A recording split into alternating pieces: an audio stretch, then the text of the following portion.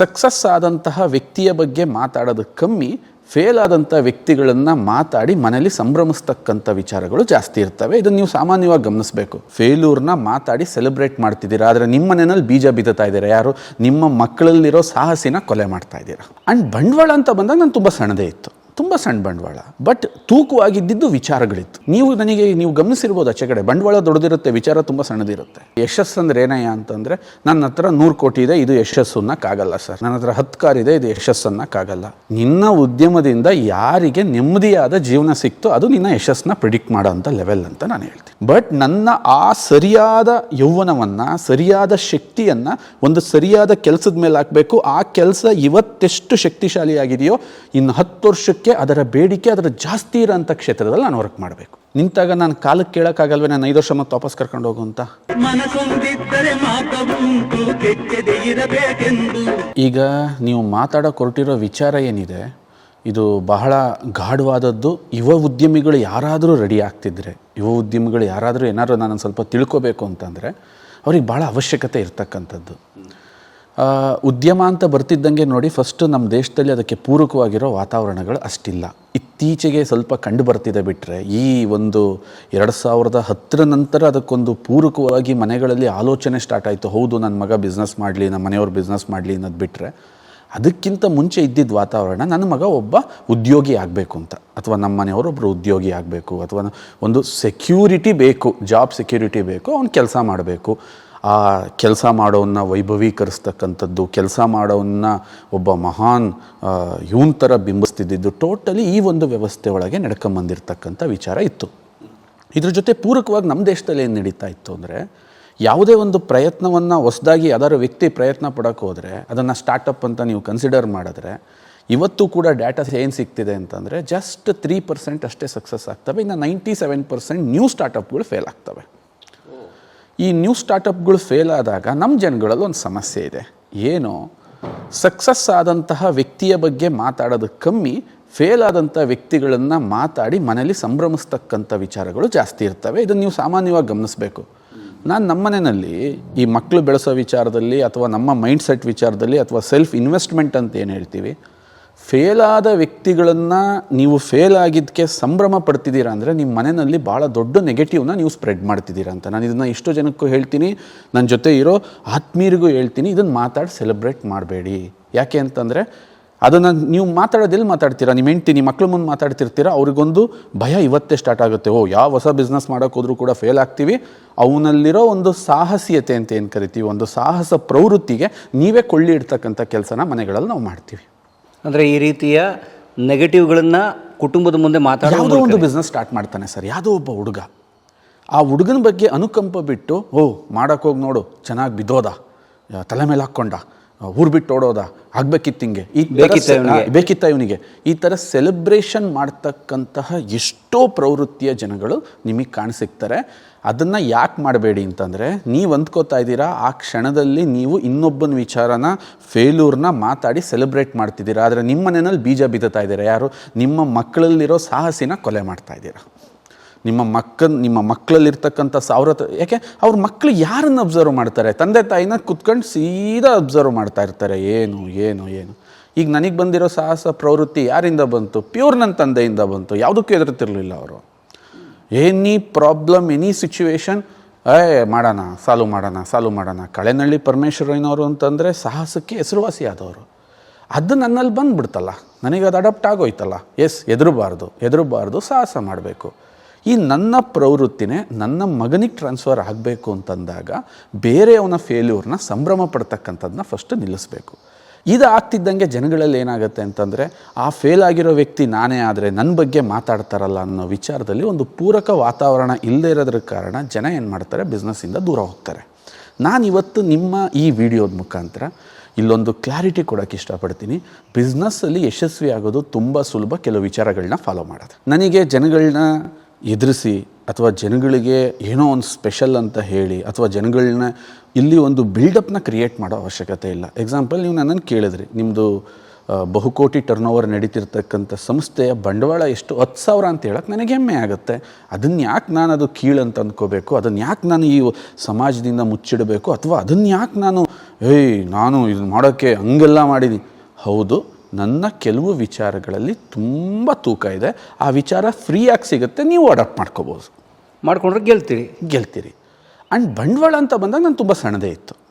ಯಾವಾಗ 2012ರಲ್ಲಿ 2012ರಲ್ಲಿ ತುಂಬ ಸಣ್ಣ ಬಂಡವಾಳ, ಬಟ್ ತೂಕವಾಗಿದ್ದಿದ್ದು ವಿಚಾರಗಳಿತ್ತು. ಬಂಡವಾಳ ಸಣ್ಣದಿತ್ತು, ವಿಚಾರ ತೂಕ ಇತ್ತು. ನೀವು ಗಮನಿಸಿರ್ಬೋದು, ಆಚೆ ಕಡೆ ಬಂಡವಾಳ ದೊಡ್ಡದಿರುತ್ತೆ, ವಿಚಾರ ತುಂಬ ಸಣ್ಣದಿರುತ್ತೆ. ಅಂದರೆ ಬೇರೆ ಕೆಲವು ಉದ್ಯಮಗಳು ಆ ವಿಚಾರಗಳು ಯಾರ್ಯಾವು ತುಂಬ ಸಂಕ್ಷಿಪ್ತವಾಗಿ ನಾವಿವತ್ತು ಮಾತಾಡೋಣ. ಮೊದಲನೇ ವಿಚಾರ ಪರಮ್ ಅವರೇ, ನಾನು ನಿಮಗೆ ಕ್ಲಾರಿಟಿ ಕೊಟ್ಬಿಡ್ತೀನಿ. ನಾವು ಕಾಲದ ಪ್ರವಾಹದಲ್ಲಿ ಓಡ್ತಾ ಇದ್ದೀವಿ. ಕಾಲದ ಪ್ರವಾಹದ ಮೊದಲನೇ ಸೂಚನೆ ಏನು ಅಂತಂದರೆ, ಇವತ್ತಿದ್ದ ನಾನು ನಾಳೆ ಇರ್ತೀನಿ ಅಂತ ಹೇಳೋಕ್ಕಾಗಲ್ಲ. ಕಾಲದ ಪ್ರವಾಹ ಎಷ್ಟು ಜೋರಾಗಿ ಓಡುತ್ತೆ ಅಂದರೆ, ಈ ವರ್ಷದ ಶಕ್ತಿ ನಿಮಗೆ ಮುಂದಿನ ವರ್ಷ ಇರುತ್ತೆ ಅಂತ ನಾನು ಹೇಳಲಾರೆ. ಈ ವರ್ಷದ ನನ್ನ ಈ ಎನರ್ಜಿ ಮುಂದಿನ ವರ್ಷಕ್ಕೆ ಇರುತ್ತೆ ಅಂತ ಹೇಳೋಕ್ಕಾಗಲೇ, ಇನ್ನು 5 ವರ್ಷಕ್ಕೆ ಹೇಳಲಾರೆ, ಇನ್ನು 10 ವರ್ಷಕ್ಕೆ ಹೇಳಲಾರೆ. ಇದನ್ನು ಫಸ್ಟ್ ತಲೆಯಲ್ಲಿ ಯಾವುದೇ ಉದ್ಯಮಿ ಇಟ್ಕೊಬಿಡ್ಬೇಕು. ನಾನು ಈಗ ಇಷ್ಟು ಲವಲವಿಕೆಯಾಗಿ, ಎಷ್ಟು ಎನರ್ಜೆಟಿಕ್ ಆಗಿದ್ದೀನಿ, ಎಷ್ಟು ಶಕ್ತಿಶಾಲಿ ಆಗಿದ್ದೀನಿ, ಈ ಶಕ್ತಿ ಮುಂದೆ ಇರಲ್ಲ. That's the most important thing. ಅದಕ್ಕೆ ಹೇಳ್ತಿರಲ್ಲ, change is the only constant thing in the world. ಆಗ್ತೀವಿ, ಬದಲಾಗ್ತೀವಿ. ನೀನು ಯಶಸ್ವಿ ಉದ್ಯಮಿ ಆಗಬೇಕು. ಯಶಸ್ವಿ ಉದ್ಯಮ ಅಂದ್ರೇನು? ತುಂಬ ಹಣ ಸಂಪಾದಿಸ್ದೆ, ನಂಬರ್ಸ್ನ ಇಲ್ಲಿಗೆ ತರಬೇಡಿ, ನನಗೆ ನಂಬರ್ಸ್ ಮೇಲೆ ಅಷ್ಟು ವಿಶ್ವಾಸ ಇಲ್ಲ. ಯಶಸ್ವಿ ಉದ್ಯಮ ಅಂತಂದರೆ ನಿನ್ನ ಬೆಳೆದಂತಹ ಒಂದು ಸಮೂಹ, ನಿನ್ನ ಸುತ್ತಮುತ್ತ ಇರ್ತಕ್ಕಂಥ ರೈತರಿಗೆ, ಒಂದಷ್ಟು ವರ್ಗದ ಜನರಿಗೆ ಏನಾದರೂ ಬೆಲೆ ಕೊಟ್ಟ, ಏನಾದರೂ ಅವ್ರಿಗೆ ಗೌರವ ಸೂಚಿಸ್ತಾ, ಅವರ ಗೌರವನ ಎತ್ತಿಡಿಯೋ ಕೆಲಸ ಏನಾದರೂ ಮಾಡ್ದ. ಎಕ್ಸಾಂಪಲ್, ತೆಂಗಿನ ಪರಿಚಯನ ನಾವು ಇವತ್ತು ವಿಶ್ವಕ್ಕೆ ಮಾಡ್ತಾಯಿದ್ದೀವಿ. ಇಂಡೈರೆಕ್ಟಾಗಿ ಲಕ್ಷಾಂತರ ಜನ ತೆಂಗು ಬೆಳೀತಾ ಇರೋ ರೈತರ ಮುಖದಲ್ಲಿ ನಾನು ಇಂಥ ಒಂದು ಅದ್ಭುತವಾದ ಉತ್ಪನ್ನ ಬೆಳೀತಾ ಇದ್ದೀನಲ್ಲ ಅನ್ನೋ ಖುಷಿಗೆ ನಾನು ಕಾರಣ ಆಗಿದ್ದೀನಿ. ಯಾಕೆಂದರೆ ಇದೇ ಅರಸೀಕೆರೆ BH ರೋಡ್ಗಳಲ್ಲಿ ಕೊಬ್ಬರಿನ ತಗೊಳಕ್ಕೆ ಜನ ಇಲ್ಲದಿದ್ದಾಗ ನೆಪೆಡ್ ಅನ್ನೋ ಒಂದು ಪರಿಸ್ಥಿತಿ ಬಂದು, ಅದೇ BH ರೋಡಲ್ಲಿ ಸೊಳ್ಳೆಗಳ ಕೈಲಿ ಕಡಿಸ್ಕೊಂಡು ವಾರಗಟ್ಟಲೆ ಲಂಚ್ಗಳನ್ನ ಕೊಟ್ಟು ನಮ್ಮ ವರ್ಷಾನ್ಗಟ್ಟಲೆ ಬೆಳೆದಿರೋ ಕೊಬ್ಬರಿನ ಮಾರಿ ಆ ಮಾರ್ಕೆಟ್ ಯಾರ್ಡಿಂದ ಆಚೆ ಕಡೆ ಹೋಗ್ಬೇಕಾದ್ರೆ ಈ ತೆಂಗು ಯಾಕಾರು ಬೆಳೆದಿದ್ದೀವೋ ಅಂತ ಅಂದಿರೋ ಘಟನೆಗಳು ನಮ್ಮ ಜೀವನದಲ್ಲಿ ನಡೆದಿತ್ತು. ಬಟ್ ಅವತ್ತೇ ನಾನು ಶಬ್ದನೂ ಮಾಡ್ಕೊಂಬಂದೆ, ಇನ್ನೊಂದು ಸರಿ ನಾನು ಕೊಬ್ಬರಿ ತಗೊಂಡು ಇಲ್ಲಿಗೆಲ್ಲ ಬರಲ್ಲ, ಇನ್ನು ರೋಡಲ್ಲಿ ಕೂರಲ್ಲ, ಈ ಮಾರಕ್ಕೆ ಕೂರಲ್ಲ. ಅಂದರೆ ಅಂಥ ಕೀಳು ಪ್ರಾಡಕ್ಟಾ ಅಲ್ಲ. ವಿಶ್ವವೇ ತುಂಬ ವಿಜೃಂಭಣೆ ಪಡ್ತಕ್ಕಂಥ ಈ ಒಂದು ಉತ್ಪನ್ನನ, ಅಂದರೆ ಈ ಸಕ್ಸಸ್ನ, ಈ ಉದ್ಯಮದಲ್ಲಿ ಈ ಯಶಸ್ಸನ್ನ ನೀವು ಹಂಗಾರೆ ನಂಬರಲ್ಲಿ ಹೆಂಗೆ ಬಣ್ಣಿಸ್ತೀರಾ ಪರಮ್ ಅವರೇ? ಇದೊಂದು ಮೋಸ್ಟ್ ಸಕ್ಸಸ್. ಎಷ್ಟೋ ಜನ ರೈತರಿಗೆ ಗುರುಲಿಂಗಯ್ಯ ಸ್ವದೇಶಿ ದಿಶಾದಿಂದ ತೆಂಗಿನ ಒಂದು ಪರಿಚಯವನ್ನು ಈ ಥರ ಮಾಡಿದಾಗ ಅದು ಅದ್ಭುತ ಅಂತಲೇ ಪರಿಣಾಮ ಬೀರುತ್ತೆ. ಇದು ನಿನ್ನ ಯಶಸ್ಸೇ. ಎರಡನೇದು, ನಿನ್ನ ಸುತ್ತಮುತ್ತ ಜನಕ್ಕೆ ಎಷ್ಟು ಜನದಿಂದ ಇದರಿಂದ ಉದ್ಯಮ ಸೃಷ್ಟಿಯಾಗ್ತಿದೆ, ಅವ್ರ ಜೀವನ ಇದರಲ್ಲಿ ನಿಲ್ತಾ ಇದೆಯಾ? ಇದನ್ನೇನಕ್ಕೆ ಕೇಳ್ತಾ ಇದ್ದೀನಿ ಅಂದರೆ, ನಂಬರ್ಸ್ ತಗೋಬಾರ್ದು. ಎಷ್ಟು ಕೋಟಿ ಮಾಡಿದೆ, ಎಷ್ಟು ತಗೊಂಡೆ, ಎಷ್ಟು ದುಡ್ದೆ, ಈ ನಂಬರ್ಸ್ಗಳು ನಿಮ್ಮನ್ನು ಹಾಳು ಮಾಡುತ್ತೆ. ಭಾಳ ಚೆನ್ನಾಗಿ ಇಟ್ಕೊಳ್ಳಿ. ಅದು ಅಲ್ಲ ಸರ್, ಅದು ಯಶಸ್ಸು ವ್ಯವಹಾರ ಅಂದರೆ ಲೆಕ್ಕಾಚಾರ ಅಲ್ವಾ? 100% ಲಾಭ ನಷ್ಟ ನೀನು ಬ್ಯಾಲೆನ್ಸ್ ಮಾಡ್ಕೋ, ಅದೆಲ್ಲ ನಾನು ಕೇಳ್ತಾ ಇರೋದು. ಇವನಲ್ಲಿ ಒಂದು ಕೆಟ್ಟ ರೀತಿ ಒಂದು ರೇಸ್ ಓಡ್ತಾ ಇರುತ್ತೆ. ಒಂದು ಯಾವುದೇ ಉದ್ಯಮನ ಸ್ಟಾರ್ಟ್ ಮಾಡಿದಾಗ ಯಶಸ್ಸನ್ನು ನೀನು ಹೆಂಗಪ್ಪ ಪ್ರಿಡಿಕ್ಟ್ ಮಾಡ್ತೀಯ? ಯಶಸ್ಸು ಅಂದರೆ ಏನಯ್ಯ ಅಂತಂದರೆ, ನನ್ನ ಹತ್ರ 100 ಕೋಟಿ ಇದೆ, ಇದು ಯಶಸ್ಸು ಅನ್ನೋಕ್ಕಾಗಲ್ಲ ಸರ್. ನನ್ನ ಹತ್ರ 10 ಕಾರ್ ಇದೆ, ಇದು ಯಶಸ್ಸು ಅನ್ನೋಕ್ಕಾಗಲ್ಲ. ನಿನ್ನ ಉದ್ಯಮದಿಂದ ಯಾರಿಗೆ ನೆಮ್ಮದಿಯಾದ ಜೀವನ ಸಿಕ್ತು, ಅದು ನಿನ್ನ ಯಶಸ್ಸನ್ನ ಪ್ರಿಡಿಕ್ಟ್ ಮಾಡೋ ಅಂಥ ಲೆವೆಲ್ ಅಂತ ನಾನು ಹೇಳ್ತೀನಿ. ಅದು ನಿಜವಾದ ಯಶಸ್ಸು. ಅಂದರೆ ನೀನೊಂದು ಉದ್ಯಮ ಶುರು ಮಾಡೋದಕ್ಕೆ ಅದರಿಂದ ಅನೇಕರ ಬದುಕುಗಳು ಸುಧಾರಿಸ್ತು, ನಿಜವಾಗ್ಲೂ ಸುಧಾರಿಸ್ತು. ಅದು ನಿನ್ನ ಯಶಸ್ಸು. ಅದು ದೊಡ್ಡ ಯಶಸ್ಸು. ಅದಕ್ಕೆ ನೀನು ನಂಬರಿಗೆ ಕಾಂಟ್ಯಾಕ್ಟ್ ಮಾಡೋಕ್ಕೆ ಹೋಗಬೇಡ. ಅದು ಕೊಡುತ್ತಲ್ಲ ನಿನಗೆ ಖುಷಿ, ಅದು ಕೊಡುತ್ತಲ್ಲ ನಿನಗೆ ಸಂತೋಷ. ಬ್ಯಾಂಕ್ ನಂಬರ್ಸ್ಗಳು ಅದನ್ನು ಕೊಡೋಕ್ಕೆ ಸಾಧ್ಯತೆ ಇಲ್ಲ. ಎರಡನೇದು, ನಾನು ಸ್ಟಾರ್ಟ್ ಮಾಡಿದಂಥ ಮಾತನ್ನು ಇಲ್ಲಿಗೆ ಕಂಪ್ಲೀಟ್ ಮಾಡ್ತೀನಿ. ನಮಗೆ ವಯಸ್ಸಾಗ್ತಿದೆ, ನಮ್ಮದು ವಯಸ್ಸು ಚೇಂಜ್ ಆಗ್ತಾ ಇದೆ. ಎಷ್ಟೋ ಜನ ಯುವ ಉದ್ಯಮಿಗಳು ಏನು ಮಾಡ್ತಾರೆ, ಟ್ರೆಂಡ್ ಅನ್ನೋದೊಂದು ಅವ್ರ ತಲೆಯಲ್ಲಿರುತ್ತೆ. ಅಂದರೆ ಪ್ರೆಸೆಂಟ್ ಏನು ಟ್ರೆಂಡ್ ಇದೆ, ಈ ಬಿಸ್ನೆಸ್ ಮಾಡೋಣ. ಐ ಆಮ್ ಅಬ್ಸಲ್ಯೂಟ್ಲಿ ನಿಮಗೆ ಅಪ್ರಿಷಿಯೇಟ್ ಮಾಡ್ತೀನಿ, ಬಟ್ ಅದರಿಂದ ಹೋಗಬೇಡಿ ಅಂತ ಹೇಳ್ತೀನಿ. ಪ್ರೆಸೆಂಟ್ ಟ್ರೆಂಡ್ ನೋಡೋಕೆ ಹೋಗಬೇಡಿ. ಅಂದರೆ ಉದಾಹರಣೆ ನೋಡಿ ಸರ್, ಈಗ ಈಗೆಲ್ಲ ಕಡೆ ಇಂಟರ್ನೆಟ್ ಟ್ರೆಂಡ್ ಇದೆ. ಇಂಟರ್ನೆಟ್ ಇಲ್ಲದೆ ಏನು ಕೆಲಸ ಆಗ್ತಿಲ್ಲ ಅಂತ ಅಂದ್ಕೊಳ್ಳಿ. ಇಂಟರ್ನೆಟ್ಟಲ್ಲಿ ನೀನೀಗೊಂದು ಬ್ರ್ಯಾಂಡಿಂಗ್ ಮಾಡ್ತೀಯ, ಪರ್ಟಿಕ್ಯುಲರ್ ಯಾವುದೋ ಒಂದು ಪ್ರಾಡಕ್ಟ್ನ ಬ್ರ್ಯಾಂಡಿಂಗ್ ಮಾಡ್ತೀಯ ಅಂತ ಇಟ್ಕೋ.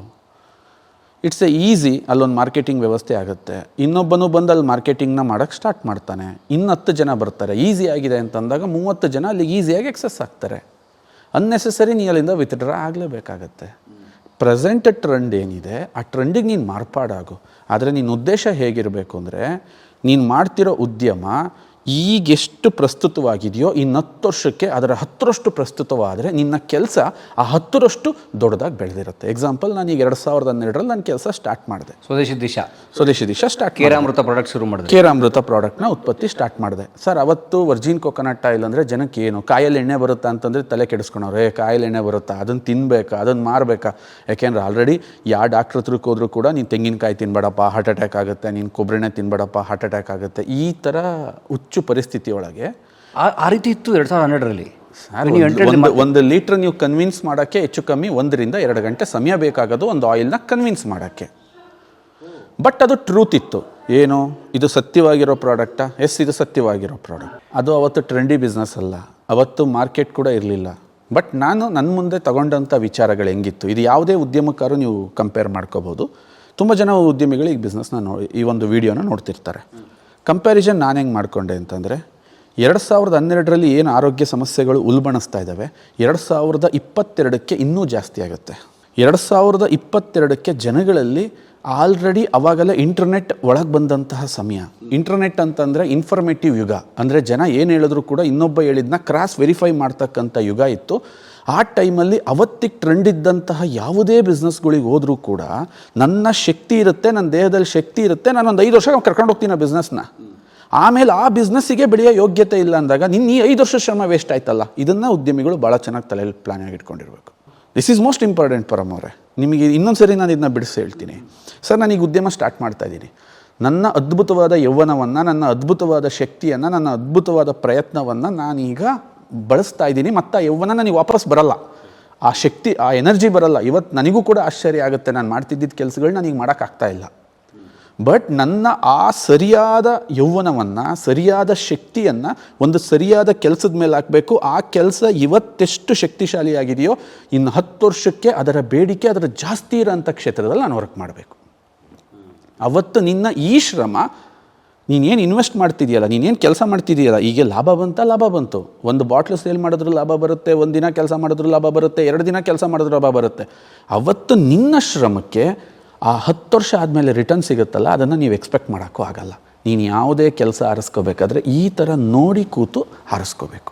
ನೀನು ಶುರು ಮಾಡುತ್ತಿರುವ ಅಥವಾ ನೀನು ಕಾಲಿಡುತ್ತಿರುವ ಉದ್ಯಮ ಇನ್ನು 10 ವರ್ಷ ಆದಮೇಲೆ ಇರುತ್ತಾ ಇಲ್ವೋ ಯೋಚನೆ ಮಾಡೋಣ. 100% ಅದರ ಬೇಡಿಕೆ ಎಷ್ಟಿದೆ ಅನ್ನೋದ್ರ ಮೇಲೆ ನಿನ್ನ ಶ್ರಮಕ್ಕೆ ಬೆಲೆ ಇರುತ್ತೆ, ಅಥವಾ ನೀನು ಕಟ್ತಿರೋ ಉದ್ಯಮಕ್ಕೊಂದು ಬೆಲೆ ಇರುತ್ತೆ. ಯಾಕೆ ಅಂತಂದರೆ, ನೀನು ಹೋಗ್ತಾ ನೀನು ನಿನ್ನ ಮೇಲೆ ನಿನಗೆ ಪ್ರೀತಿ ಬರಬೇಕು, ನಿನ್ನ ಮೇಲೆ ನಿನಗೆ ಇದಾಗಬೇಕು ಅಂತಂದಾಗ, ಬಿಡು ನನಗೆ ಈಗ 5 ವರ್ಷ ನಡೆಯುತ್ತೆ, ಈಗ 3 ವರ್ಷ ನಡೆಯುತ್ತೆ, ಈಗ 4 ವರ್ಷ ನಡೆಯುತ್ತೆ, 5 ವರ್ಷ ನಡೆಯುತ್ತೆ. ಎಕ್ಸಾಂಪಲ್, ನನ್ನ ಸ್ನೇಹಿತ ಒಬ್ಬ ನನಗೆ ಕಾಲ್ ಮಾಡಿ, ಇಲ್ಲಿ ಯಾರು ಆ ಥರದವ್ರು ಇದ್ದರೆ ತಪ್ಪು ತಿಳ್ಕೊಬೇಡಿ, ನಾನೊಂದು ಫ್ರೆಂಚ್ ಫ್ರೈಸ್ ಬಿಸ್ನೆಸ್ನ ಸ್ಟಾರ್ಟ್ ಮಾಡ್ತಾ ಇದ್ದೀನಿ. ನನಗೆ ಹೇಳ್ದ, ಓಕೆ ಫೈನ್, ನಿನ್ನ ಒಪಿನಿಯನ್ ಏನು ಅಂತ ನನಗೆ ಕೇಳಿದೆ. ಪ್ರೆಸೆಂಟ್ ಸೇಲ್ ಆಗುತ್ತೆ. ಫ್ರೆಂಚ್ ಫ್ರೈಸ್ ತಿನ್ನೋರು ಪ್ರತಿಯೊಬ್ಬರು ಮನೇಲಿ ಇದು ಫ್ರೋಝನ್ ಫುಡ್, ಅದು ಮನೆಗೆ ಕಳಿಸ್ತಾರೆ. ಜಸ್ಟ್ ಕಟ್ ಮಾಡೋದು, ನೀನು ಹಾಕ್ತಿದ್ದಂಗೆ ತವೆಗೆ ಫ್ರೆಂಚ್ ಫ್ರೈಸ್ ರೆಡಿ ಆಗುತ್ತೆ. ಸೊ ಎಕ್ಕಡೆಯಿಂದನಾದರೂ ಹೇಳಿದ್ರೆ ಈಗ ಹೋಗುತ್ತದು, ಈಗ ನೀವು ಓಡುತ್ತದೆ, ಏನು ಪ್ರಾಬ್ಲಮ್ ಇಲ್ಲ, ಟ್ರೆಂಡಿಂಗ್ ಇದೆ. ಇನ್ನು 5 ವರ್ಷ 10 ವರ್ಷ ಬಿಟ್ಟರೆ ಪ್ರತಿಯೊಬ್ಬರಿಗೂ ಗೊತ್ತು ಅದು ಒಂದು ಡೀಪ್ ಫ್ರೈ ಫುಡ್ಡು, ಅದರಲ್ಲಿ ಹೆಚ್ಚು ಟಾಕ್ಸಿಕ್ ಇರುತ್ತೆ, ಅದನ್ನು ತಿಂದರೆ ಒಬೆಸಿಟಿ ಜಾಸ್ತಿ ಆಗುತ್ತೆ, ಲಿವರ್ ಫ್ಯಾಟಿ ಆಗುತ್ತೆ, ನಿನ್ನ ಸ್ಲೀಪ್ಗೂ ಕೂಡ ಅದು, ನಿನ್ನ ಸ್ಲೀಪಿಂಗ್ ಡಿಸಾರ್ಡರ್ಗೂ ಕೂಡ ಪ್ರಮುಖವಾಗಿ ಕಾರಣ ಆಗುತ್ತೆ, ನಿನ್ನ ಡೈಜೆಷನ್ನ ಹಾಳು ಮಾಡುತ್ತೆ. ಟೋಟಲ್ ನಿನ್ನ ಗ್ರೌತ್ಗೆ ಈ ಫ್ರೆಂಚ್ ಫ್ರೈಸ್ ಒಂದು ನೆಗೆಟಿವ್ ಅಂತಂದಾಗ, ನೀನು ಈ 5 ವರ್ಷ ಅಲ್ಲಿ ಕೆಲಸ ಮಾಡಿದ್ರೆ ಆಫ್ಟರ್ ಇನ್ 5 ಇಯರ್ಸ್ ನಿನ್ನ ಕತೆ ಏನು? ಅವತ್ತು ನೀನು ಎಲ್ಲಿಗೆ ಹೋಗಿರ್ತೀಯ? ಯಾಕೆಂದರೆ ಇನ್ನು 5 ವರ್ಷ ಆದಮೇಲೆ ಮಾರ್ಕೆಟಲ್ಲಿ ಜನ ಅನಾರೋಗ್ಯಸ್ಥರು ಇನ್ನೂ ಜಾಸ್ತಿ ಆಗ್ತಾರೆ, ಇನ್ನೂ ಪ್ರಾಬ್ಲಮ್ ಇರುತ್ತೆ, ಇನ್ನೂ ಜನಗಳು. ಯಾಕೆಂತಂದರೆ ದಿನ ಕಳೆದ ಹಾಗೆ ಭೂಮಿ ಫಲವತ್ತತೆ ಆಗೋಕ್ಕೆ ಸಾಧ್ಯತೆ ಇಲ್ಲ ಪರಮ್ ಅವರೇ. ಯಾಕೆಂದ್ರೆ ಜನಸಂಖ್ಯೆ ಜಾಸ್ತಿ ಆಗ್ತಿದೆ. ಬಿಫೋರ್ ಇಂಡಿಪೆಂಡೆನ್ಸ್ 1947ರಲ್ಲಿ 30 ಕೋಟಿ ಇದ್ದ ಜನಸಂಖ್ಯೆ ಇವತ್ತು 140 ಕೋಟಿಗೆ ತಲುಪಿದ್ದೀವಿ. ಎಷ್ಟು ಟೈಮ್ ರೈಸ್ ಆಯಿತು ಅಂತ ನೀವು ಕಂಪೇರ್ ಮಾಡ್ಕೊಳ್ಳಿ. ಈ ಸ್ವತಂತ್ರ ಬಂದು 5 ಟೈಮ್ಸ್ ಆಯಿತು. ಈ 140 ಕೋಟಿ 240 ಕೋಟಿ ಆಗಕ್ಕೆ ಇನ್ನೊಂದು 10-15 ವರ್ಷ ಅಥವಾ 20 ವರ್ಷ ಸಾಕು. ಯಾಕೆಂದರೆ ಮಲ್ಟಿಪ್ಲಿಕೇಶನ್ ಈಸ್ ಈಸಿ. ಸೊ ಅಷ್ಟು ಪಾಪ್ಯುಲೇಷನ್ಗೆ ಇಷ್ಟೇ ಈ ಪುಟ್ಟು ಭೂಮಿಲಿ ಆಕ್ಸಿಜನ್ ಬೇಕು, ಇಷ್ಟೇ ನೀರು ಬೇಕು, ಇಷ್ಟೇ ಬೇಕು ಅನ್ನೋ ನಾವು ಕಾಂಪ್ರಮೈಸ್ ಆಗಲೇಬೇಕಾಗತ್ತೆ. ಅಷ್ಟು ಕ್ವಾಲಿಟಿ ಆಗಿರ್ತಕ್ಕಂಥ ಗಾಳಿ, ಅಟ್ಮಾಸ್ಫಿಯರ್ ಆಗಿರ್ಬೋದು, ಭೂಮಿ ಆಗಿರ್ಬೋದು, ನಾನು ಬಹಳ ಸಾವಯವವಾಗಿ ಕೃಷಿಯನ್ನು ಮಾಡಿ ನಾನು ತಿಂತೀನಿ, ಸಾಧ್ಯ ಇಲ್ಲ ಸರ್. ಇಷ್ಟು ದೊಡ್ಡ ಕ್ರೌಡ್ಗೆ ನೀವು ಅದು ಕೊಡೋಕ್ಕೆ ಸಾಧ್ಯತೆ ಇಲ್ಲ. ಆ ಸಂದರ್ಭದಲ್ಲಿ ಜನ ಅನಾರೋಗ್ಯ ಕೆಟ್ಟೋಗೋದು ಪಕ್ಕ.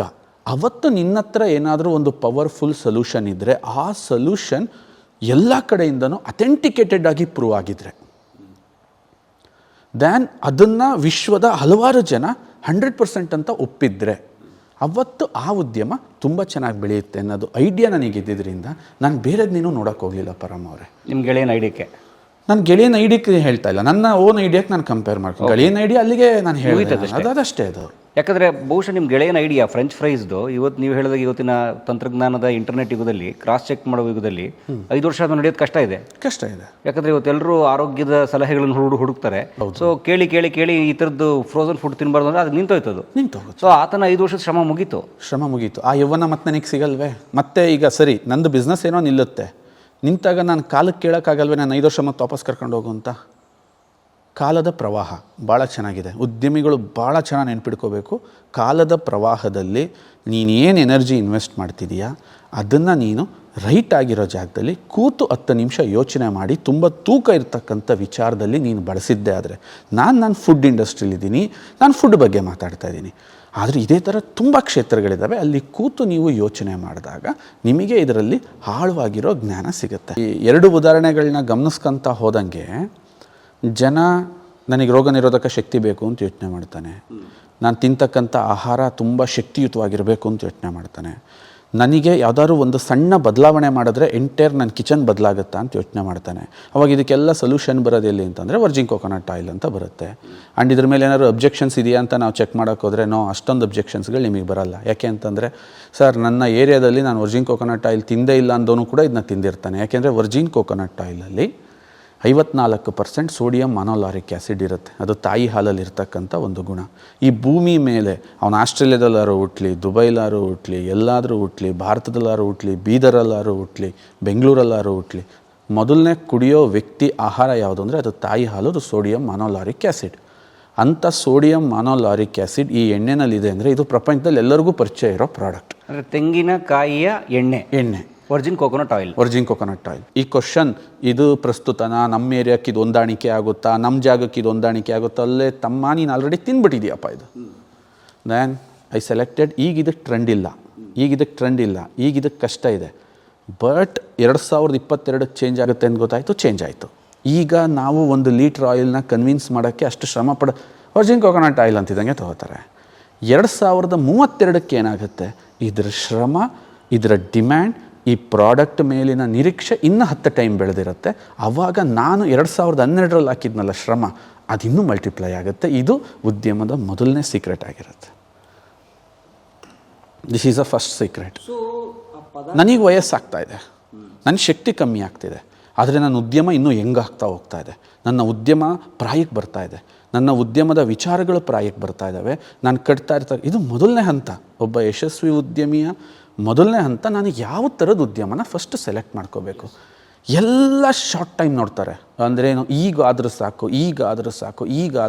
ಇವತ್ತಿಗೆ ಬೇಕು, ನನಗೆ ಈಗ ಬೇಕು. ನಾನು ಈ ಕೆಲಸ ಸ್ಟಾರ್ಟ್ ಮಾಡಿದಾಗ ಯಾರೋ ನಮ್ಮ ಫ್ಯಾಮಿಲಿನಲ್ಲಿ ಒಬ್ಬರು ರಿಯಲ್ ಎಸ್ಟೇಟ್ ಮಾಡ್ತಾಯಿದ್ರು. ಅವ್ರನ್ನ ತೋರಿಸಿ ನಮಗೆ ಕಿಂಡಲ್ ಮಾಡೋದು. ನೋಡು ಬೆಳಿಗ್ಗೆ ಹೋಗ್ತಾನೆ, ಸಂಜೆ ಬರೋ ಅಷ್ಟರೊಳಗೆ ಅಷ್ಟು ದುಡ್ಡು ತರ್ತಾನೆ ಅಂತ ಅನ್ನೋದು, ಕೈ ಮಣ್ಣು ಮಾಡ್ಕೊಳಲ್ಲ, ಕುತ್ಕೋತಾನೆ ಅಂತ ಅನ್ನೋದು. ಓಕೆ, ಇನ್ನೊಬ್ಬ ಯಾರೋ ಬಂದ, ಇನ್ನೇನೋ ಒಂದು ಸ್ಟಾರ್ಟ್ ಮಾಡ್ದ ಅನ್ನೋದು. ಸೊ ಪರಮ್ ಅವರೇ ಎಲ್ಲ ಹೇಳ್ಬೋದು, ನಮ್ಮ ಮುಂದಿನ ಆಲೋಚನೆಗಳನ್ನ ಜನಗಳಿಗೆ ಹೇಳಿ ಅರ್ಥ ಮಾಡಿಸೋದು ತುಂಬ ಕಷ್ಟ ಇರುತ್ತೆ. ಆವಾಗ ಆ ನೋವುಗಳನ್ನ ಅನುಭವಿಸ್ತಿದ್ವಿ, ಬಟ್ ಆ ನೋವುಗಳನ್ನ ಎಲ್ಲೂ ವ್ಯಕ್ತಪಡಿಸ್ತಾ ಇರಲಿಲ್ಲ. ನಿನ್ನೊಳಗೆ ನೀನೊಬ್ಬ ದೊಡ್ಡ ಬುದ್ಧನಾಗಿರ್ಬೇಕು, ಅದನ್ನು ನೀನು ತಡ್ಕೋಬೇಕದನ್ನೆಲ್ಲ ತಡ್ಕೊಂಡು ಬೇರೆದಕ್ಕೆ ತಲೆ ಕೆಡಿಸ್ಕೋಬಾರ್ದು.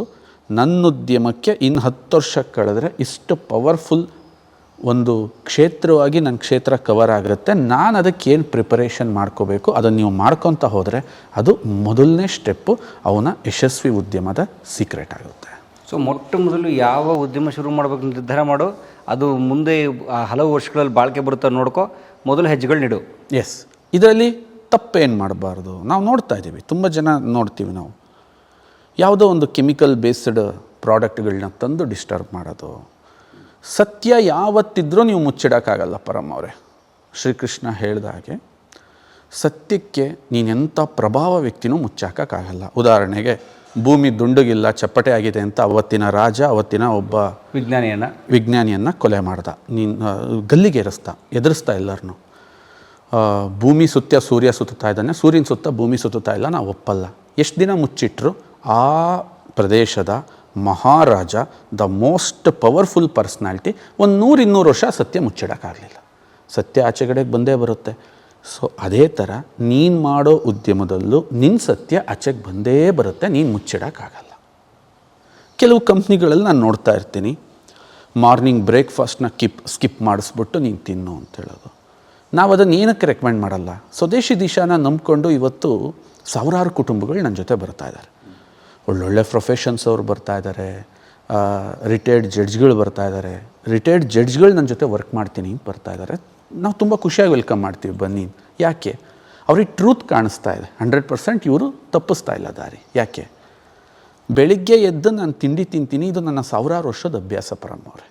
ಇವತ್ತು ಮಾಡಿರೋದ ನಾವು ನೀವು ಸ್ಟಾರ್ಟ್ ಮಾಡಿ, ಅದನ್ನು ನೀನು ತಪ್ಪಿಸ್ಬಿಟ್ಟು ಏನೋ ಆರೋಗ್ಯ ಕೊಡ್ತೀನಿ ಅನ್ನೋದೇ ಮೊದಲನೇ ಮುಟ್ಟಾಳತನ. ಆ ಥರ ಟ್ರೆಂಡ್ಗಳು ಶುರು ಆಗಿದೆಯಾ? ತುಂಬ ಇದೆಯಲ್ಲ. ಉಪಹಾರ ಬಿಟ್ಬಿಡು ಅಂತ, ಬೆಳಗ್ಗೆ ಬ್ರೇಕ್ಫಾಸ್ಟ್ ಬಿಡು, ಏನೋ ಒಂದು XYZ ನೀನು ಇದನ್ನು ಕುಡಿಯಪ್ಪ, ನಿನಗೆ ಹೆಲ್ತ್ ಬಂದುಬಿಡುತ್ತೆ. ಏನೋ XYZ ಟ್ಯಾಬ್ಲೆಟ್ಸ್ ತಿನ್ನಪ್ಪ, ನಿನಗೆ ಹೆಲ್ತ್ ಬಂದುಬಿಡುತ್ತೆ. That's not possible. ನೀನು ತಿನ್ನು, ನಿನ್ನ ಆಹಾರ ನಿನ್ನ ಹಕ್ಕು. ನೀನು ನಾನ್ ವೆಜ್ ತಿಂತೀಯಾ, ಚಿಕನ್ ತಿಂತೀಯಾ, ವೆಜ್ ತಿಂತೀಯಾ, ಪುಳಿಯೋಗರೆ ತಿಂತೀಯಾ, ಉಪ್ಪಿಟ್ಟು ತಿಂತೀಯಾ, ಅದು ನಿನ್ನ ರೈಟ್ಸ್. ಆ ತಿಂತಕ್ಕಂಥ ಅನ್ನನ ಎಷ್ಟರ ಮಟ್ಟಿಗೆ ನಾವು ಪವರ್ಫುಲ್ ಮಾಡ್ಬೋದು ಅಂತ ಯೋಚನೆ ಮಾಡೋದೇ ಸತ್ಯವಾದ ವಿಚಾರ. ಅದನ್ನು ಸ್ಕಿಪ್ ಮಾಡಿ ನೀನು ಇನ್ನೇನೋ ಕೊಟ್ಟು ನಿಂದೇನೋ ಮಾರ್ಕೆಟಿಂಗ್ ಸ್ಟ್ರಾಟಜಿ ಮಾಡಿದ್ರೆ ಭಾಳ ದಿನ ಉಳಿಯಲ್ಲ. ಒಂದು 10-15 ವರ್ಷಕ್ಕೆ ಅದು ಬ್ರೇಕ್ ಡೌನ್ ಆಗುತ್ತೆ. ಯಾಕೆ ಅಂತಂದರೆ ಉಪ್ಪಿಟ್ಟು ತಿಂದು, ರಾಗಿ ರೊಟ್ಟಿ ತಿಂದು, ಅಕ್ಕಿ ರೊಟ್ಟಿ ತಿಂದು, ಇದನ್ನೆಲ್ಲ ತಿಂದು 1000 ವರ್ಷ ಬದುಕಿರೋಕ್ಕೆ ಉದಾಹರಣೆ ಇದೆ.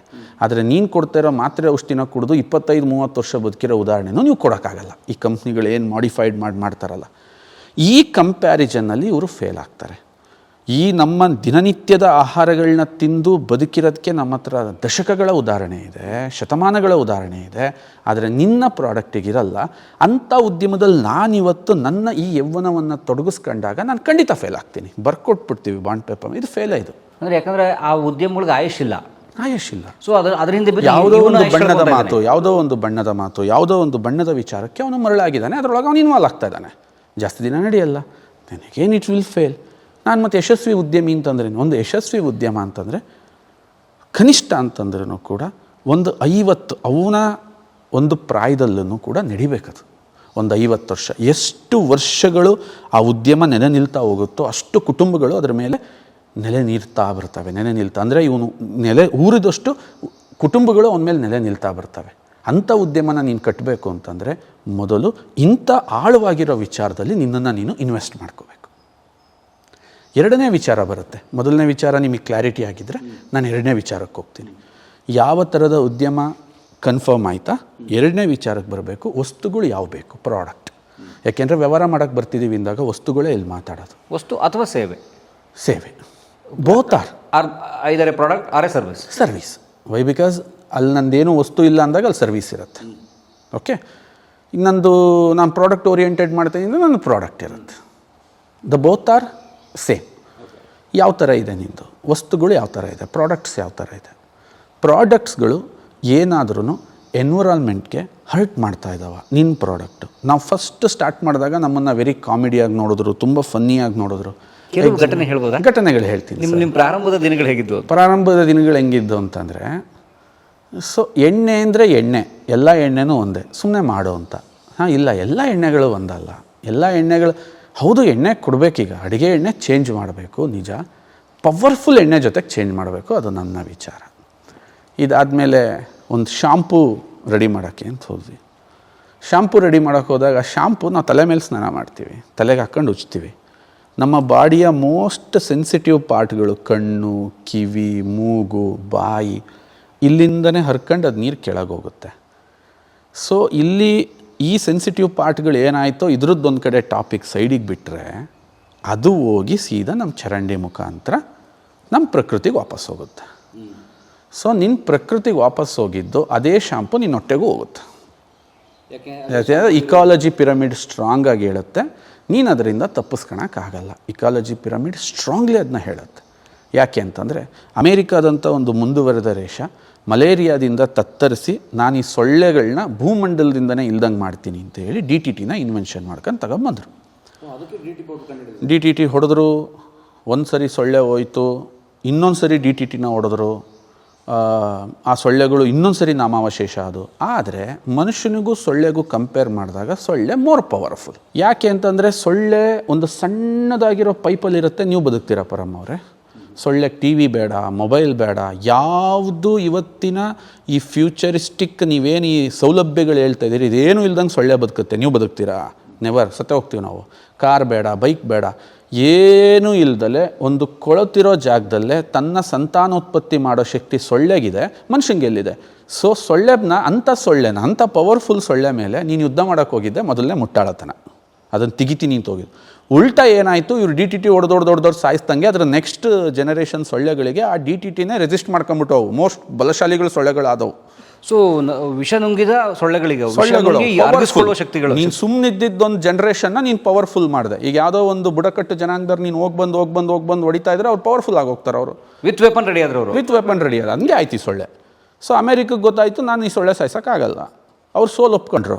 ಆದರೆ ಹೊಡೆದಲ್ಲಪ್ಪ DTT, ಇವೆಲ್ಲ ಸೀದಾ ನೀರಲ್ಲಿ ಬೆರೆತು, ಮಣ್ಣಲ್ಲಿ ಬೆರೆತು, ಗಾಳಿಲಿ ಬೆರೆತು, ನೀರಲ್ಲಿ ಸೀದಾ ನದಿಗಳಿಗೆ ಹೋದು, ಆ ನದಿಗಳಲ್ಲಿ ಮೀನುಗಳು ತಿಂದು, ಯಾಕೆ DTT ಡಿಸಾಲ್ವ್ ಆಗಲ್ಲ, ಅದು ಸೀದಾ ಕಾಯಿಗಳ ಮುಖಾಂತರ ಗಿಡದಿಂದ ಬಂತು, ಆ ಮೀನನ್ನು ತಂದು ಮತ್ತೆ ಮನುಷ್ಯ ತಿಂದ, ಮನುಷ್ಯನೊಟ್ಟೆಗೆ ಹೋಗಿ ಸೇರ್ಕಂತು. ನೀನು ಹೊಡೆದಿದ್ದು ಸೊಳ್ಳೆಗೆ, ಅದು ನೀನು ಹೊಟ್ಟೆಗೆ ಹೋಯ್ತು. ಒಂಥರ ವಚನನೇ ಇದೆಯಲ್ಲ, ಮರದೊಳಗಣ ಕಿಚ್ಚು ಮರವನ್ನು ಫಸ್ಟ್ ಬಿಡುವಂಗೆ ಆ ಮನುಷ್ಯ ಯಾರ ಮೇಲೂ ಪ್ರಯೋಗ ಮಾಡಿದ್ದು ವಿಷ ಅವನಿಗೆ ಬಂತು ವಾಪಸ್ಸದು, ಅವನಿಗೆ ಬಂತು. ಸೊ ಇದು ಅರ್ಥ ಆದಮೇಲೆ ಲಾಟ್ ಆಫ್ ಕ್ಯಾನ್ಸರ್, ಮಲೇರಿಯಾನ ಕಡಿಮೆ ಮಾಡೋಕ್ಕೆ ಹೋದೆ, ಹೈಯೆಸ್ಟ್ ಕ್ಯಾನ್ಸರ್ಗಳು ಅಮೆರಿಕಾದಲ್ಲಿ ಐಡೆಂಟಿಫೈ ಆಯಿತು ಬಿಕಾಸ್ ಆಫ್ DTT. ಸೊ ಇದು ವಾಸ್ತವ, ಇದು ನಿಜವಾಗ್ಲೂ ನಡೆದಿರೋ ಘಟನೆ ಸರ್, ನಾನು ಹೇಳಕ್ಕೆ ಹೊರಟಿರೋದು ನಿಜವಾಗಿ ನಡೆದಿರೋದು. ಸೊ ಅವಾಗ ನಾವೇನು ಮಾಡಿದ್ವಿ, ನಾನು ಮಾಡ್ತಕ್ಕಂಥ ಉತ್ಪನ್ನ ಜನ ಇಷ್ಟು ವ್ಯವಸ್ಥಿತವಾಗಿ ಮುಂದಕ್ಕೆ ಯೋಚನೆ ಮಾಡ್ತಾರೆ ಪರಮ್ ಅವರೇ, ಅದಕ್ಕೆ ನಾವು ನಮ್ಮ ಶ್ಯಾಂಪೂನಲ್ಲಿ ಪ್ಯಾರಾಬಿನ್ ಇರಬಾರ್ದು, ಸಲ್ಫೇಟ್ ಇರಬಾರ್ದು, ಸಿಲಿಕಾನ್ ಇರಬಾರ್ದು. ಇನ್ನೊಂದು 3 ಘಟನೆಗಳನ್ನ ನಿಮಗೆ ವಿವರಿಸ್ತೀನಿ. ಈ ಥರ ಹೇಳಕ್ಕೆ ಹೋದಾಗ ಜನಕ್ಕೆ ನಗು ಸ್ಟಾರ್ಟ್ ಆಯಿತು. ಇದೆಲ್ಲ ಯಾವ ಬರ್ತಾವೆ ಪ್ರಾಡಕ್ಟ್? ಯಾಕೆಂದರೆ ಒಂದು ಶಾಂಪುಗೆ ಒಂದು ಸೋಪುಗೆ ವಿ ಟುಕ್ 5 to 6 years. ಅಲ್ಲಿವರೆಗೂ ಯೋಚನೆ ಮಾಡೋಕ್ಕೆ ಸ್ಟಾರ್ಟ್ ಮಾಡಿದ್ವಿ, 5 ವರ್ಷ 6 ವರ್ಷ. ನಾನು ಪದೇ ಹೇಳ್ತಾ ಇದ್ದೀನಿ, ರೇಸಿಗೆ ಬೀಳಬೇಡಿ, ಅನ್ನೆಸೆಸರಿ ಯಾರ ಜೊತೆನೋ ಕಾಂಪಿಟೇಷನ್ ಮಾಡೋಕ್ಕೆ ಹೋಗಬೇಡಿ. ಈ ರೇಸ್ ಕಾಂಪಿಟೇಷನ್ನ ಹೊರತಾಗಿ ನಾವು ಬದುಕಿದ್ರೆ ಈ ಜೀವನ ತುಂಬ ಚೆನ್ನಾಗಿರುತ್ತೆ. ನೀನು ಹೊರಟಿರೋದು, ನಿನ್ನ ಉದ್ದೇಶ ತುಂಬ ದೊಡ್ಡದಿದೆ. ನೀನು ಸ್ಟಾರ್ಟ್ ಮಾಡಿರೋ ಈ ರೇಸಲ್ಲಿ ಸಣ್ಣ ಪುಟ್ಟವ್ರು ಯಾರು ಇವತ್ತಿದ್ದಾರೋ ಅವರೆಲ್ಲ ಭಾಳ ಹಿಂದಕ್ಕೆ ಹೋಗ್ಬಿಡ್ತಾರೆ. ನಿನ್ನದು ಪವರ್ಫುಲ್ ವಿಚಾರಗಳಿದ್ದರೆ ನೀನು ಅವ್ರ ಜೊತೆ ಎಲ್ಲ ನೀನು ರೇಸ್ ಮಾಡ್ತಾ ಇದೆಯಾ, ಕಾಂಪಿಟೇಷನ್ ಮಾಡ್ತಿದ್ಯಾ, ನೀನು ಪಕ್ಕ ಫೇಲ್ ಆಗ್ತೀಯಾ. ನೀನು ಜಾಸ್ತಿ ದೂರಕ್ಕೆ ಹೋಗಿ ತಲುಪಲ್ಲ, ನಿನ್ನ ಮೈಲೇಜ್ ಇರಲ್ಲ, ನಿನಗೇನು ಮೈಲೇಜ್ ಇರಬೇಕೋ ಇರಲ್ಲ. ಶಾಂಪುದು ಈ ಥರ ಮಾಡಿದ್ವಿ, ವಿ ಟುಕ್ ಎ ಟೈಮ್.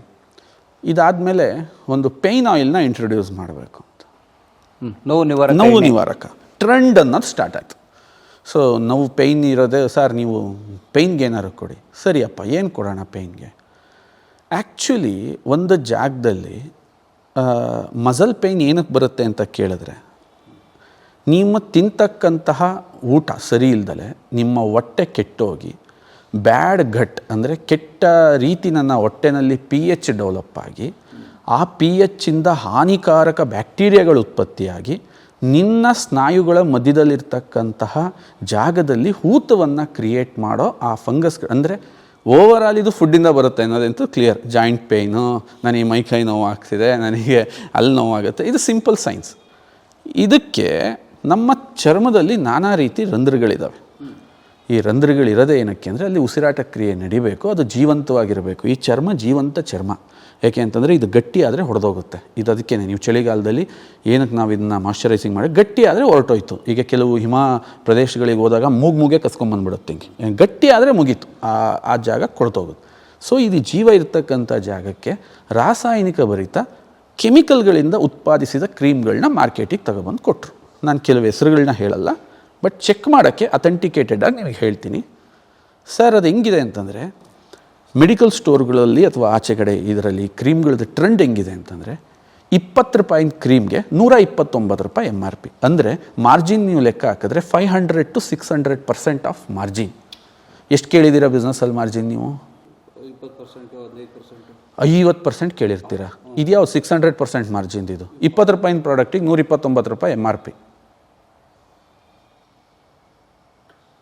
ಅವನು ಹಚ್ಚೋನ್ ಕತೆ ಏನ್ರಿ, ತಾಂಡೋಗ್ತಾನೆ ಉರಿಯುತ್ತಿದ್ದು. ಅದರ ಕ್ರೀಮ್ದು ಗುಣಲಕ್ಷಣ ಏನು? ಉರಿಯುತ್ತೆ. ಉರಿತಿದ್ದಂಗೆ ಏನಾಗುತ್ತೆ ಇವನು, ಆ ಹುರಿತದಲ್ಲಿ ಈಗ ಎಕ್ಸಾಂಪಲ್ ನನ್ನ ಮೇಲೆ ಏನೋ ಒಂದು ಆರೋಪ ಬರುತ್ತೆ, ಅದನ್ನು ನಾನು ತಪ್ಪಿಸ್ಕೋಬೇಕು ಅಂದರೆ ಇನ್ನೊಂದು ಯಾವುದೋ ಒಂದು ಜಗಳನ ಹೈಲೈಟ್ ಮಾಡೋದು. ಬೇರೆ ದೇಶಗಳೆಲ್ಲ ಮಾಡ್ತಿರುತ್ತೆ, ಇದು ನೀವು ರಾಜಕೀಯದಲ್ಲೂ ನೋಡಿರ್ತೀರ. ಈಗ ನಮ್ಮದು ಏನೋ ಒಂದು ಭ್ರಷ್ಟಾಚಾರ ಈಗ ಬೆಳಕಿಗೆ ಬರುತ್ತೆ ಅಂದಾಗ ಏನಾದ್ರು ಒಂದು ಇನ್ಸಿಡೆಂಟ್ನ ಬೇರೆ ಕಡೆ ಅಲ್ಲಿ ಕ್ರಿಯೇಟ್ ಮಾಡೋದು. ಈ ನೋವು ನಿವಾರಕ ಡೈವರ್ಟಿಂಗ್ ಥಿಂಗ್. ಸರ್ ಎಕ್ಸಾಂಪಲ್, ನಿನಗೇನೋ ಒಳಗೆ ನೋವಿದೆ, ನಿನ್ನ ಗಟ್ ಹಾಳಾಗಿದೆ, ಈ ಸತ್ಯನ ಜನ ಮುಂದೆ ಹೇಳ್ಬೇಕು ನೀನು. ಫಸ್ಟ್ ನೋಡಪ್ಪ ಗಟ್ ಸರಿ ಮಾಡ್ಕೊ, ಮೈಕೈ ನೋವು ಹೋಗ್ಬೇಕಾ, ನಿನ್ನ ಬ್ಯಾಕ್ಟೀರಿಯಾಗಳನ್ನ ಪ್ರಾಪರಾಗಿ ಸರಿ ಆಗಬೇಕು, ನಿನ್ನ ಹೊಟ್ಟೆ, ನಿನ್ನ ಎರಡನೇ ಬ್ರೈನ್ ಇದ್ದಂಗೆ ಇದನ್ನು ಸರಿ ಮಾಡ್ಕೊ. ಜೊತೆಗೆ ಆ ನೋವು ನಿವಾರಕ ಏನಿದೆ ಅದಕ್ಕೆ ಬೇರೆ ಥರ ಯೋಚನೆ ಮಾಡೋಣ ಅನ್ನೋದು ಬಿಟ್ಬಿಟ್ಟು ಇವ್ರೇನು ಮಾಡಿಬಿಟ್ರು, ಫ್ಯಾನ್ಸಿ ಕ್ರೀಮ್ ಮಾಡಿದ್ರು. ಆ ಕ್ರೀಮ್ ಬಟ್ಟೆಗೆ ತಗಲಬಾರ್ದು, ಆ ಕ್ರೀಮ್ ಜಲ್ದಿ ಡ್ರೈ ಆಗಬಾರ್ದು, ಅಂದರೆ ಡ್ರೈ ಆಗಿಬಿಡ್ಬೇಕು ಹಚ್ತಿದ್ದಂಗೆ, ಹುರಿಬೇಕು. ಆ ಹುರಿನಲ್ಲಿ ಎಷ್ಟೊತ್ತಿರುತ್ತೆ, 1 ಗಂಟೆ ಇರುತ್ತೋ 1.5 ಗಂಟೆ ಇರುತ್ತೋ, ಆ ಸೆನ್ಸಿಟಿವಿಟಿ ಎಲ್ಲಿ ತನಕ ಒಳಗಡೆ ಇರೋ ನೋವು ಮರ್ತೋಗುತ್ತೆ. ಯಾಕೆಂದರೆ ನಿನ್ನ ಡೈವರ್ಷನ್ ಆಯ್ತದು, ನೋವು ಹೋಯ್ತಾ ಹೋಗಲಿಲ್ಲ. ಇವನು ಅಡಿಕ್ಟ್ ಆದ್ನ, ಸಾಯ ತನಕ ಅಡಿಕ್ಟ್ ಆದ, ಇವನು ತಗೊಂಡ ಹಚ್ಚದ, ಆ ಜಾಗ ನಿರ್ಜೀವ ಆಗ್ತಾ ಬಂತು, ಪ್ರಾಬ್ಲಮ್ ಉಲ್ಬಣಿಸ್ತಾ ಬಂತು. ಯಾಕೆ ನೀನು ಹಚ್ಚಿದಂಗೆ ರಿಕವರಿ ಅಂತದ್ಲೇನೂ ಇಲ್ಲ. ಏನು ರಿಕವರಿ ಇದೆ ನನಗೆ ತೋರಿಸು, ನಾನು ಓಪನ್ ನಾನು ಡಿಬೇಟಿಗೆ ಬರ್ತೀನಿ. ಸೊ ಆ ಥರ ಕ್ರೀಮ್ ಹಚ್ಕೊಂಡು ನನಗೆ ಪೂರ್ತಿ ನೋವು ರಿಕವರಿ ಆಗಕ್ಕೆ ಅದರಲ್ಲಿ ಏನಿದೆ ಹೇಳಪ್ಪ. ನನಗೆ ಕೇಳ್ತಾರೆ ನನ್ನ ಪ್ರಶ್ನೆ, ರಿಕವರಿಗೆ ಏನಿದೆ? ಅಲ್ಲಿಂದ ಏನಾದ್ರು ನೀನು ವಿಟಮಿನ್ಸ್ ಕಳಿಸ್ತಾ ಇದೆಯಾ? ಆ ಚರ್ಮದ ಭಾಗದಲ್ಲಿ ಇನ್ಫೆಕ್ಷನ್ಸ್ ಕಮ್ಮಿ ಆಗಕ್ಕೆ ಏನಾದರೂ ಅದರಲ್ಲಿ ಹಾಕಿ? ಏನಿಲ್ಲ, ಸಿಂಪಲ್. ಜನ ಹೋಗ್ತಾರೆ, ನೋವು ಒಂದು ಜೆಲ್ ಕೊಡಿ, ನೋವು ಒಂದು ಜೆಲ್ ಕೊಡಿ, ಕ್ರೀಮ್ ಕೊಡಿ. ಇದೇ ಆಪ್ಷನ್ ನಮಗೂ ಇತ್ತು. 600% ಮಾರ್ಜಿನ್ ಕಣ್ಣಿಗೆ ಕಾಣ್ತಾ ಇದೆ.